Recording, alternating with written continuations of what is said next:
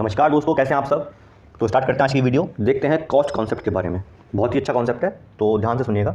तो इस कॉन्सेप्ट के अकॉर्डिंग क्या होता है कि जो हम ट्रांजैक्शन रिकॉर्ड करते हैं उसमें जो एसेट हम दिखाते हैं, एसेट मालूम है क्या होती है? कंपनी का वो पार्ट जो उसके पास जो बिजनेस में जो प्रोडक्शन हो रहा है उसके लिए इंपॉर्टेंट है और उसके पास रहने वाला है, कहीं नहीं जाने वाला। ठीक है, जब तक बिजनेस चलेगा एसेट भी हमारे पास, जो कंपनी है उसके पास रहेगा। तो एसेट की जो वैल्यू होती है दोस्तों, जब रिकॉर्ड की जाती है तो उसको रिकॉर्ड करते हैं उसके हिस्टोरिकल कॉस्ट पर। मतलब कि जिस कॉस्ट पर परचेस किया गया है सामान, जिस कॉस्ट पर एसेट को एक्वायर किया गया है, वो कॉस्ट लिखी जाएगी। आज जो वैल्यू है एसेट की वो नोट नहीं की जाती। कॉस्ट कॉन्सेप्ट का मतलब ये है। तो by this concept the value of an asset is to be determined on the basis of historical cost, that is acquisition cost. चाहे आज कितनी वैल्यू हो, लेकिन जो प्रीवियस वैल्यू, फॉर एग्जांपल मैंने एक लैंड परचेस किया, मैंने एक बिल्डिंग परचेस करी जिसकी वैल्यू है 5 लाख थी जब मैंने परचेस किया। ठीक है, तो मैं अपनी अकाउंटिंग बुक में बिल्डिंग की वैल्यू 5 लाख की दिखाऊंगा। चाहे वो आज दिखाऊं, चाहे वो मैं 10 साल बाद दिखाऊं या मैं 20 साल बाद दिखाऊं, मेरी वैल्यू बिल्डिंग की 5 लाख ही दिखाई जाएगी। ठीक है, जो इन्फ्लेशन वगैरह आएगा उसका इफेक्ट जो है मेरे इस बिल्डिंग की वैल्यू पे नहीं पड़ने वाला।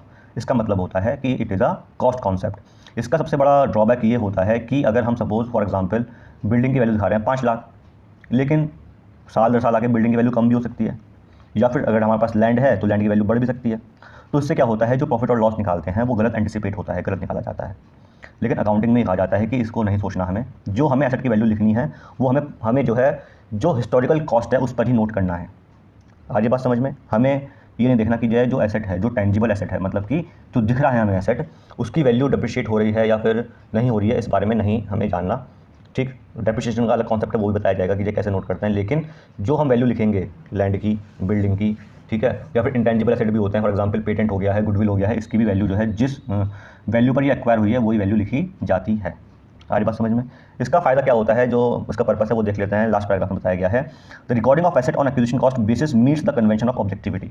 इससे क्या होता है कि जो है बार बार, फॉर एग्जांपल आज राम था अकाउंटेंट, उसने लिख दिया 5 लाख, कल को श्याम आया, उसने एनालाइज किया, जो भी उसके पास डेटा मिला उसने उसको 6 लाख बता दिया, फिर कल को कोई और आएगा उसने 5.5 कर दिया। इससे क्या हुआ, एक ही एसेट की वैल्यू जो है डिफरेंट डिफरेंट टाइम में डिफरेंट हम बना रहे हैं।